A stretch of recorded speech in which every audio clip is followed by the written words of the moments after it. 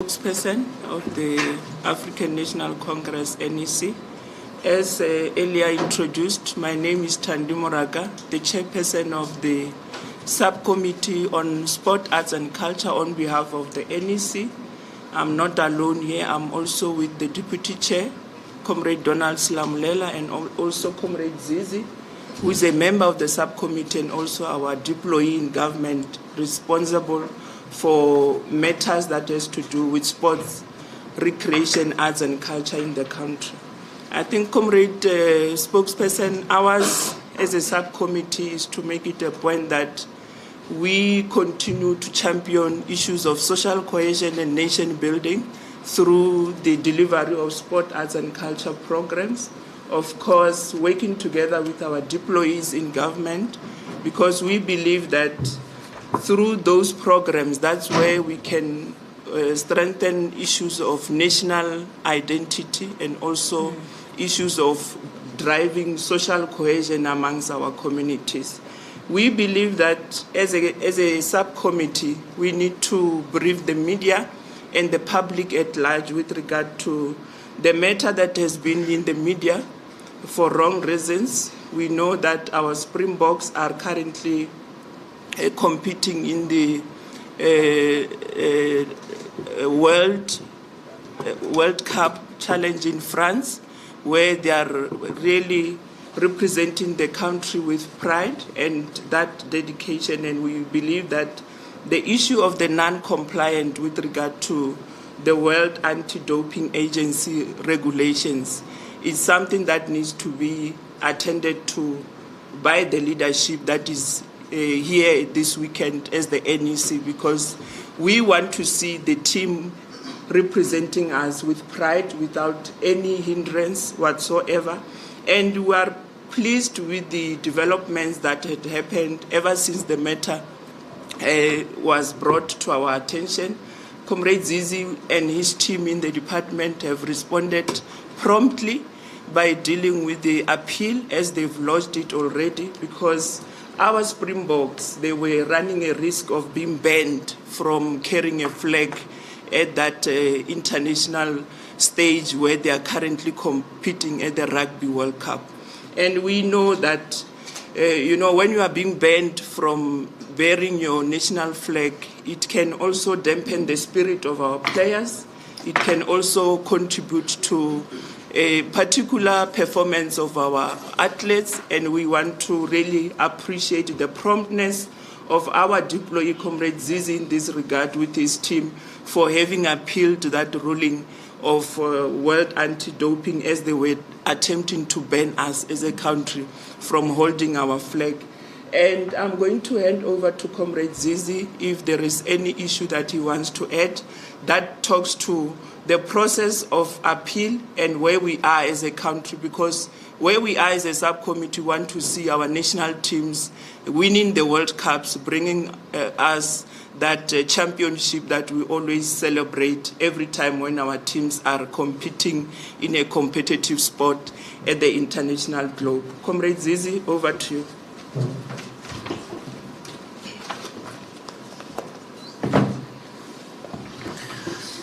Thank you, Chair, and thank you to Comrade Mahlengi. Obviously, the focus for us now in terms of the sporting front, our preoccupation is that we must deal with off-the-field issues in a manner that it does not defocus our national teams from participating in winning the campaign, the World Cup in India as well as in Paris. Time to time, because South Africa is one of the leading countries when it comes to anti-doping. Of course, time to time, the World Anti-Doping Agency, through its various committees, such as the Compliant Review Committee called CRC, it does what is called an audit of the compliance of all countries, whether from a point of view of the legislation, whether countries or athletes are using what is called prohibited substances. An audit was done about our compliance in terms of our legislation, and it was found that various provisions of the legislation, which is the South African Institute of Anti-Doping, was found not to be compliant with the new code or with the new doping code of WADA. And of course, the difficulty there was that WADA sometimes gives you a very short timelines of amending the legislation. And as you know, in terms of the South African law process making, it takes a little bit of time because it has got elements of public participation. So it's not over a stroke of a pen that we can amend the legislation in South Africa. So we have not been able to amend to a point where they arrive at a decision they took. What has happened since is that subsequent to that decision, the Minister of Arts and Culture and then had a conversation through a correspondence to the President of WADA, President Banker, to seek an audience to explain South Africa's difficulty, but also to recommit ourselves to anti-doping, that there shouldn't be any questions about South Africa's commitment to anti-doping. We are the host of WADA Regional Office in Cape Town. We have one of the world-class facility of anti-doping in the Free State. Most countries in the continent, they come to us on issues of anti-doping. So South Africa's commitment on anti-doping is unquestionable. Of course, the issues about compliance, through our appeal does indicate, firstly, our commitment to anti-doping, but the grounds of appeal are various grounds. One of the grounds of our appeal is that we don't think the classification in terms of what is said to be non-compliant is correct. Because we're not just non-compliant as if we're a country that is not committed to anti-doping. But of course, as soon as we filed an appeal, it then suspended the consequences immediately. Hence, there was also a response from WADA, one, acknowledging our appeal, two, indicating that the appeal will now be heard by what is called Court of Arbitration of Sport, CAS, because it cannot be WADA that also must hear our appeal, because it was WADA that took a decision. So an independent body called CAS will then listen to that appeal. They may decide what to do about that appeal. We're making two issues in the appeal. Rescind your decision, or keep your decision in abeyance and give us time to amend the legislation between now and May next year. We're suggesting May because we don't want to give ourselves short time, understanding that December and January is a month of less of activity in South Africa. And therefore, it will give us November and the 3 months of the year, February and March and April, to do the amendment. Where is the bill at the moment?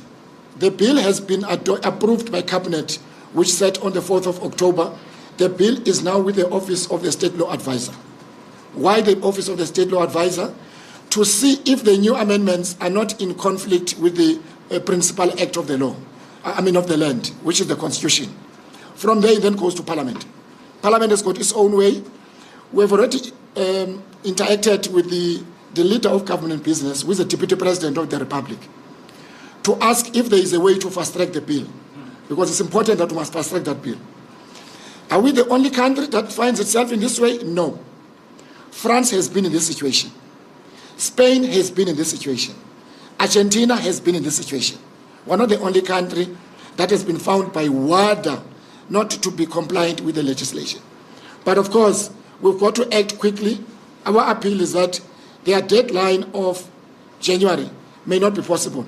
Our appeal is that they must allow us up until May, because like I indicated, January is a month of inactivity, both in Parliament and even from a point of view of government. So that is where we're at the moment. We had a delegation from WADA that visited us in Cape Town to see other things. So we have had an engagement with them a few days ago. That it was a secretariat that we're looking at our compliance, because the issue now, should we continue to be the host of WADA Regional Office in the light of their decision? Because you can't host a WADA Regional Office if you are found to be non-compliant. So that too is part of negotiations between ourselves. We hope that our Minister of Arts and Culture, in his engagement with President Banker, will be able to make sure that we continue to host. We've been a host of that WADA office for 20 years in South Africa. We don't see that at a stroke of a pen, WADA should take away, because other countries have already put a bid to host WADA regional office. Morocco, Kenya, and ourselves. We insist that we must continue to host that office. Will that affect Our participation, no. In the recommendations, people conflated the issue of the national anthem. In the recommendations of the consequences, national anthem was not even mentioned. It was only the flag and hosting of continental, regional, and international games. Tournaments. So the issue of national anthem was not in the consequences. Therefore, in our appeal, we don't even mention it. Because whether we were banned, we were going to be allowed to sing a national anthem, to wear the national colors, but not to fly the flag. So the issue was the flag, as well as hosting of continental, regional, and international games. So that is briefly where we're at. Tomorrow, like we did a day ago, when we played against Australia in India, we were able to fly our flag. Tomorrow we'll fly our flag, we'll sing a national anthem, we'll still wear our jersey. Everything else in terms of the consequences has been suspended because of our appeal. Thank you very much. I leave here with no questions. See, you are in trouble because you are dealing with a communicator here. So thank you very much, Comrade Zizi. I do wish to turn to yourselves, media colleagues. Anyone who wants to fire away? I will suppress a viewer. He had a lot to say this morning, so let's start here, and then I'll go back to him. I'll start with you, my brother. Kosnati Shazi, Power FM News. My question to Mr. Gota, you mentioned that you guys have asked Mr. Deputy President Thomas Shakira to help fast-track the passing of this bill. With the deadline set for May, are you guys confident that when May does come, this saga will be put to rest? Because the reason why I'm asking that, in the months that follow will be the 2024 Paris Olympics, set to be hosted in France. So are you guys confident of reaching that deadline in May, considering that we have an Olympics happening in June, which could potentially jeopardize the flag and all of that? Thank you very much. Thanks very much, Kosnati. ENCA? Mine is just to check what provisions were you not compliant with exactly? What way? What provisions were you not compliant with? Got it. All right. Thanks very much, Aviwe. I want to come to this side of the room. Do we have any takers? I see Junior shaking his head. Ndebu is silent. Can I go back to Natasha? Ndebu is not a sporting person. No, I know. Don't ask him about sport, Ndebu. Then we go to Natasha. Okay, with regards to Minister, my colleague just sent message just on the issue of the flag and the singing of the national anthem at the Rugby World Cup. I'm just asking, how did we even get to the situation? What was the delay in resolving it? Yeah. All right, I think that's well noted. Shall we start with those? Back to you, Comrade Tandian, Comrade Zizi, and Comrade Donald, whoever wants to take it. Okay.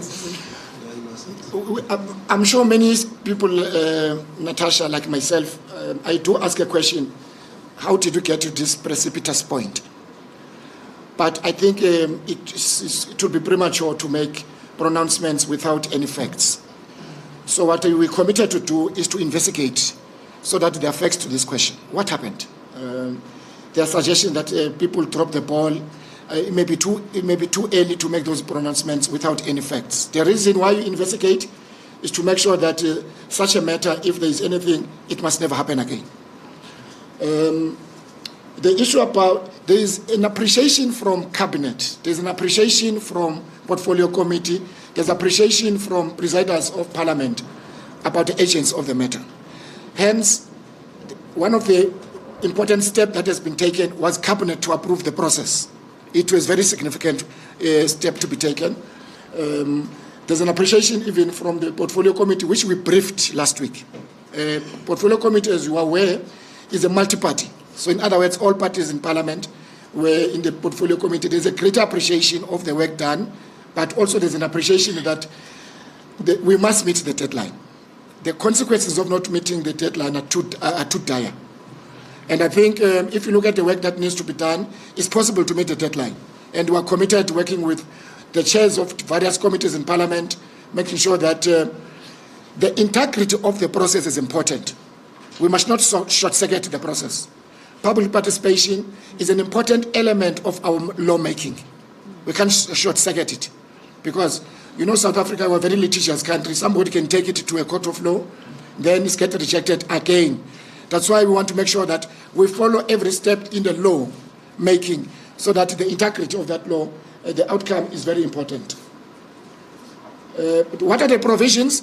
Mainly in the main, the provisions which were found not to be compliant is about definitions. We're in the main definitions. In 2021, WADA introduced a new code. That new code came with new definitions in the legislation. The new definitions now are in the bill. WADA, its executive, has now accepted the new definitions and accepted the draft bill. But of course, it's not an act. So it makes it easy that it can, with their appreciation too, is that they can now see that the new definitions in terms of the draft bill are in compliant with the new code which was adopted in 2021. Thank you. Yes, sir. Clarity into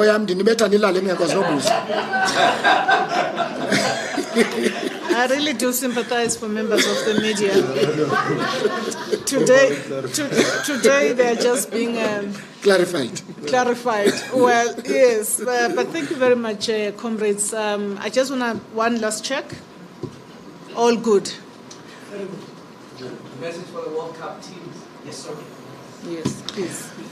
Let me just address something we addressed yesterday, Aviwe. Good to see you without that old hair.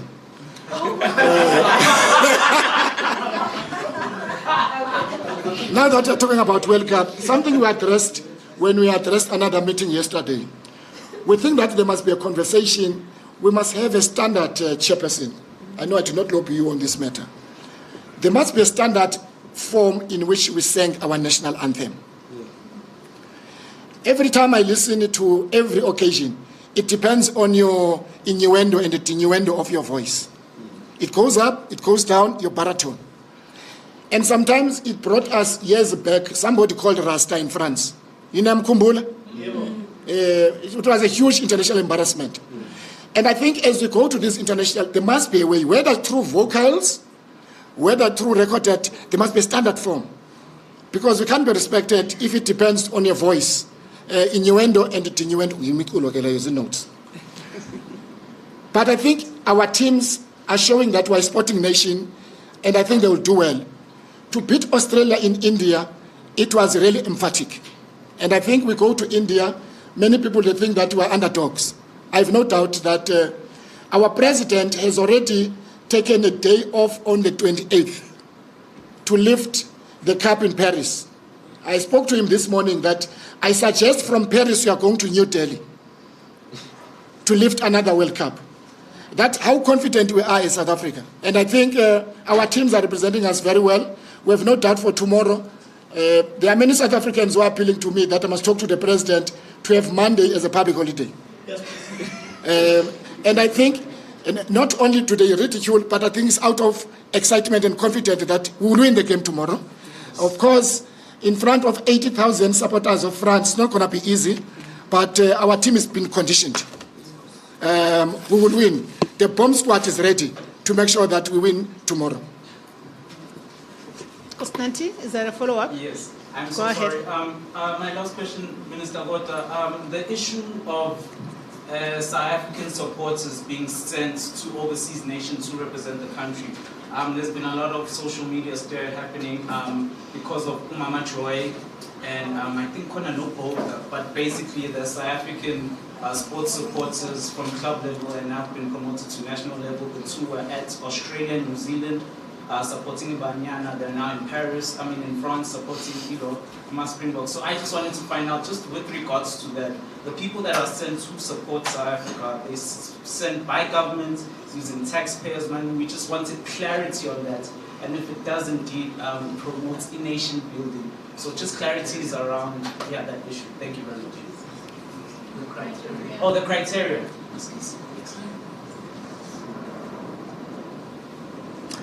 Thank you very much, Comrade. Yes, that's the question. Comrade Zizi will respond to that. Comrade Zizi? No, maybe we must look at the international trend first. Not far from us in the continent. You remember when Morocco went to the finals of AFCON? We were told about 30 planes of Moroccans went to the finals. That's how sporting nations love their nation. I can't remember which other country people had to be outside the stadium. That country, which was in the finals, had to do its own almost a mini stadium outside, fan zone. So this notion, which is in the context of our mandate as a department, of promoting South Africa flag, nation building and social cohesion. Mama Joy, obviously, I'm sure you know the story of Botha. You see them everywhere.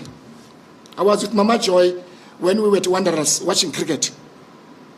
And some of the people who are talking about her, they were not there. They think that they are raising the issue because she's in France watching rugby. So we shouldn't make rugby an exclusive sport of certain people.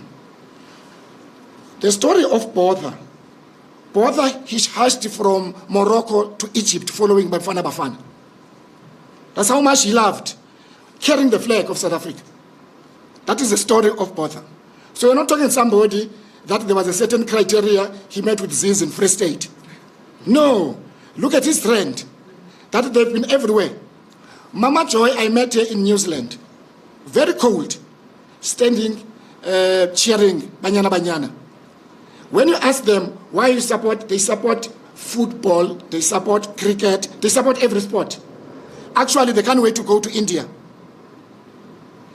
It is all countries, they've got people called super fans. What do? Our international relations, they time to time and say, we think in the context of the mandate of the department, these people, we have watched them internationally. They represent South Africa. We have a unit called International Relations.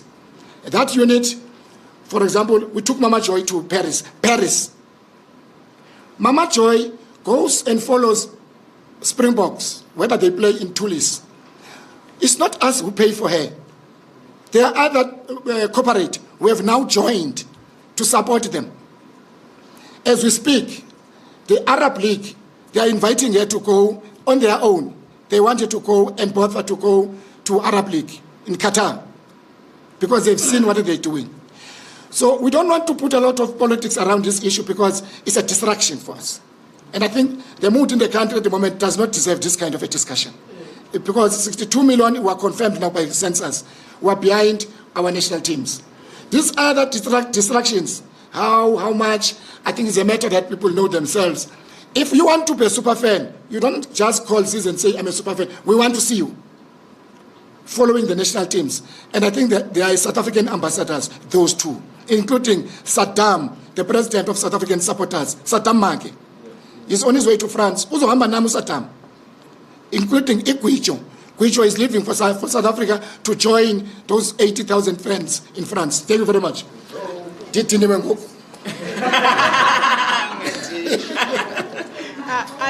I think we're done. And thank you very much, ladies and gentlemen. That was this was sweet and short, but you've got the content you needed. Thank you very much, Jen. I want to go to all issues now. Every Monday, what will be the rationale? Thank you. You have a problem with your Because it's on now.